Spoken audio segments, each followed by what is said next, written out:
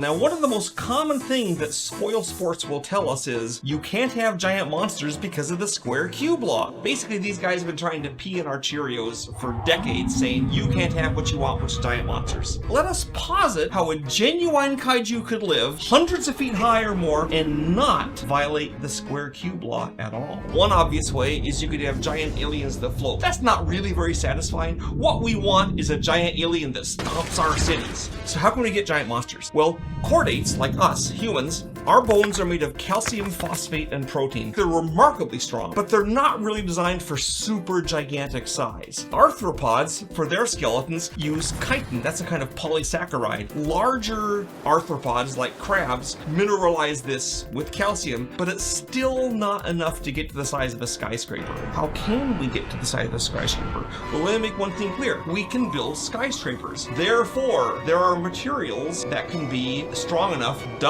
it would have to have structural supports that weren't calcium phosphate like our bones. Now, of course, our imaginary kaiju has to do more than just stand there like a building. It has to move around. Consider exotic biologies. We're made of a lot of elements. While almost all of us is carbon, hydrogen, and nitrogen, there are other elements involved. We have cobalt in us, we have silicon, we have vanadium, we even have zinc. There's not much, but a little of all that. If we posit a creature from an environment that is vastly different from ours, it is possible to imagine a greater reliance on heavy metals and less reliance on non-metals. Picture a titan whose bones, instead of being calcium phosphate, are deposited from titanium or cobalt, or made of alloys of tungsten and steel. This isn't impossible. We have iron in our blood. You could deposit a bone out of iron. Instead of muscles that are made of protein and water, which is what ours are, what if it used the explosive power of, say, cesium or diethyl zinc? This is energy sources that a thing could use. Because we're also positing extreme strength for this thing, there's no reason that it couldn't have scales or a shell made of molybdenum or nickel or chromium to endure extreme conditions. The fact that it has so many heavy metals would probably mean it's highly radioactive.